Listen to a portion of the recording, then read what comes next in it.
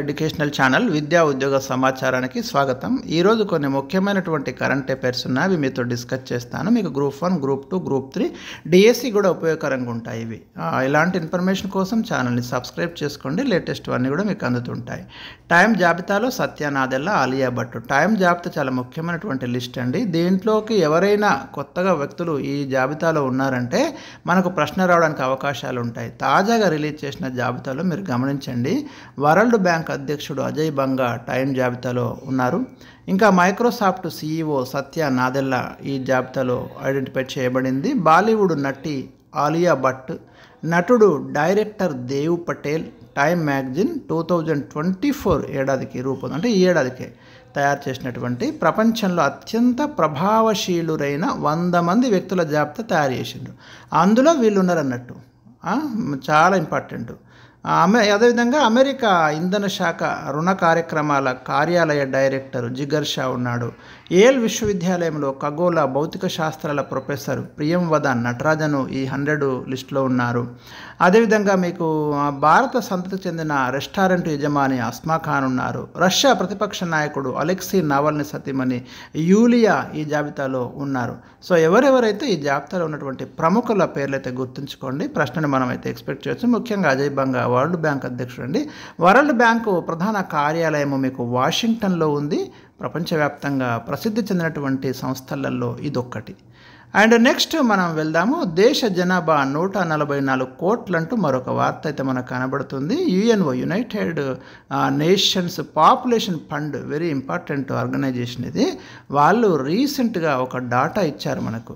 State of world population 2024 అని వాళ్ళు ఒక డాటాను మనకు అనౌన్స్ చేశారు. దీంట్లో ఏమంటున్నారంటే వాళ్ళు ఇండియా జనాభా 144 కోట్లని అంచనా వేసిండ్రు అన్నట్టు. ఇది అడుగుతాడు ప్రశ్న. ఇందులో 24% మందట 0 to 14 ఏళ్ల వయసు వారని పేర్కొంది. ఇక 10 నుంచి 19 ఏళ్ల మధ్య వయసు ఉన్న వాళ్ళు 17% మంది ఉన్నారు. 10 నుంచి 24 ఏళ్ల వయసు ఉన్నవారు 26% మంది ఉన్నారు. అదేవిధంగా 15 నుంచి 64 ఏళ్ల వయసు ఉన్నవారు 68%, 65 ఏళ్ళు పైబడ్డ వాళ్ళు 7% ఉండొచ్చని ఆ రిపోర్ట్లో అయితే చెప్పింది. పురుషుల జీవితకాలం మన దగ్గర 71 సంవత్సరాలు, స్త్రీల జీవితకాలం 74 సంవత్సరాలని చెప్పింది. 144.17 కోట్ల జనాభాతో మరి భారత్ ఫస్ట్ ప్లేస్లో ఉంటే 142.5 కోట్లతో చైనా 2వ స్థానంలో ఉంటాయని ఈ రిపోర్ట్ అయితే వెల్లడించింది. అలాగే 2006, 2023 మధ్య బాల్య వివాహాల శాతం 23 ఉండగా ప్రసూతి మరణాల రేటు గణనీయంగా తగ్గిందని ఈ రిపోర్టు స్పష్టం చేసింది. సో ఈ డాటాను గుర్తుంచుకోండి. ఎక్కడి నుంచైనా మీకు డాటా రావచ్చు. ఎందుకంటే యునైటెడ్ నేషన్స్ పాపులేషన్ ఫండ్ అనేది జనాభాకు సంబంధించి ఒక ముఖ్యమైనటువంటి ఆర్గనైజేషన్. ఇది చాలా ఇంపార్టెంట్. అండ్ నెక్స్ట్ న్యూస్ వచ్చేసి, జైలు నుంచి గృహ నిర్బంధానికి ఆంగ్ సాన్ సూకీ జైలు నుంచి ఇంట్లో నిర్బంధించడానికి తీసుకెళ్తున్నారు. మయన్మార్ కీలక నేత అండి, చాలా ఇంపార్టెంట్ పర్సన్. నోబెల్ శాంతి బహుమతి వచ్చింది. మీకు ఈ ఇయర్ ఇక్కడ నేను ఇవ్వలేను, గతంలో నోబెల్ శాంతి బహుమతి తీసుకుంది. క్వశ్చన్ కూడా అడిగాడు. ఆ దేశ సైనిక ప్రభుత్వం అయితే ఆంగ్ సాన్ సూకీని ఇన్ని రోజులు జైల్లోనే ఉంచింది. ఇప్పుడు జైలు నుంచి గృహ నిర్బంధానికి అయితే మార్చింది.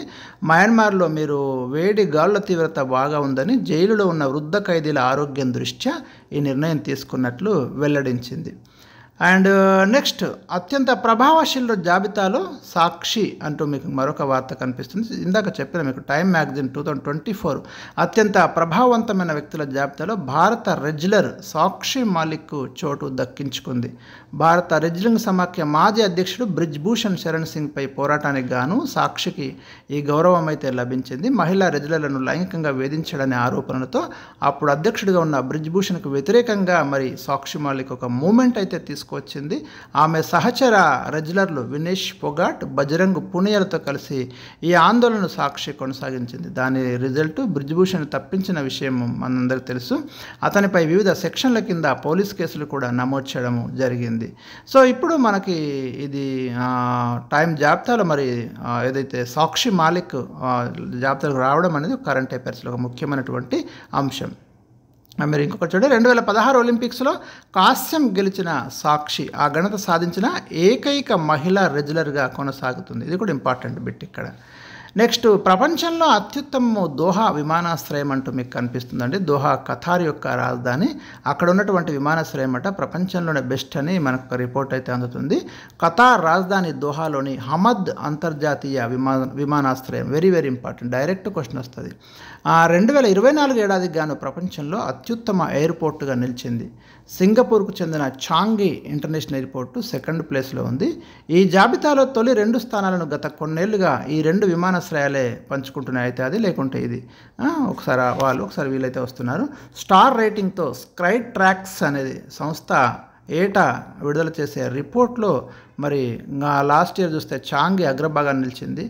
దక్షిణ కొరియా రాజధాని సియోల్లోని ఇంచియాన్ విమానాశ్రయం ఈసారి థర్డ్ ప్లేస్లో ఉంది. 2024లో మరి ఫ్యామిలీ ఫ్రెండ్లీ ఎయిర్పోర్టుగా అనేది అవార్డు సొంతం చేసుకుంది.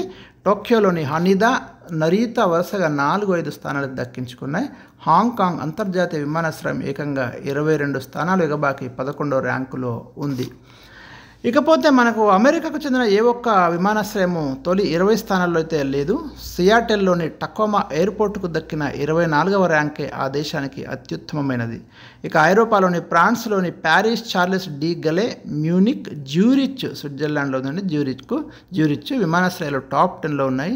ఈ జాబితాలో తొలి 100 ఎయిర్పోర్టుల్లో భారత్కు చెందినవి 4 ఉన్నాయి. ఢిల్లీ ఇందిరాగాంధీ అంతర్జాతీయ విమానాశ్రయం 36th ప్లేస్లో ఉంది. బెంగళూరు స్థానం కొంత మెరుగై 59లో ఉంది. హైదరాబాద్లోని రాజీవ్ గాంధీ ఇంటర్నేషనల్ ఎయిర్పోర్టు 61వ స్థానంలో ఉంది. ముంబై ఛత్రపతి శివాజీ ఇంటర్నేషనల్ ఎయిర్పోర్టు 95వ స్థానంలో ఉంది 2024 ప్రకారం. ఢిల్లీ విమానాశ్రయం దక్షిణాసియాలో ఉత్తమ ఎయిర్పోర్టుగా నిలిచింది. సిబ్బంది సేవల్లో హైదరాబాద్ దక్షిణాసియాలో అగ్రస్థానం దక్కించుకుంది. అలాగే దక్షిణాసియాలో అత్యుత్తమ ప్రాంతీయ ఎయిర్పోర్టుగా బెంగళూరు అయితే నిలిచింది. నెక్స్ట్ న్యూస్, స్వదేశీ క్రూయిజ్ క్షిపణి పరీక్ష విజయవంతం. స్వదేశీ పరిజ్ఞాన క్రూయిజ్ క్షిపణిని భారత్ గురువారం అంటే మనకు ఏప్రిల్ 18న విజయవంతంగా పరీక్షించింది. 18th ఏప్రిల్ గుర్తుంచుకోండి 2024 మరి విజయవంతంగా ఒడిశాలోని ఇంటిగ్రేటెడ్ టెస్ట్ రేంజ్ నుంచి మనం ప్రయోగించడం జరిగింది చాందీపూర్ దగ్గర. తాజా పరీక్షలో క్షిపణికి సంబంధించిన అన్ని వ్యవస్థలు నిర్దేశిత రీతిలోనే ఉన్నాయని అధికారులు అయితే పేర్కొన్నారు. ఐటీసీఎం ప్రయోగాన్ని విజయవంతంగా నిర్వహించిన డిఆర్డీఓను, శాస్త్రవేత్తలను రక్షణ మంత్రి రాజ్నాథ్ సింగ్ అభినందించారు. దేశీయ చోదక వ్యవస్థతో కూడిన స్వదేశీ దీర్ఘశ్రేణి సబ్సోనిక్ క్రూయిజ్ క్షిపణిని అభివృద్ధి చేయడం భారత పరిశోధన ప్రస్థానంలో ఒక కీలక మైలురాయి అన్నారు. రాడార్, ఎలక్ట్రో ఆప్టికల్ ట్రాకింగ్ వ్యవస్థ, టెలిమెట్రీ వంటి సెన్సార్ల సాయంతో ఐటీసీఎం ప్రయాణ మార్గాన్ని మొత్తం పరిశీలించినట్లు డిఆర్డీఓ పేర్కొంది. డిఆర్డీఓ అంటే defence research and development organisation అంది. 1958లో దీన్ని ఏర్పాటు చేయడం అనేది జరిగింది. అండ్ నెక్స్ట్ వన్ ఇది ఈ వీడియోలో ఇన్ని అందిస్తున్నాను. ఈ వీడియోస్లో నెక్స్ట్ వీడియోలో మరికొన్ని కరెంట్ అఫైర్స్ అయితే మీకు అందిస్తాను.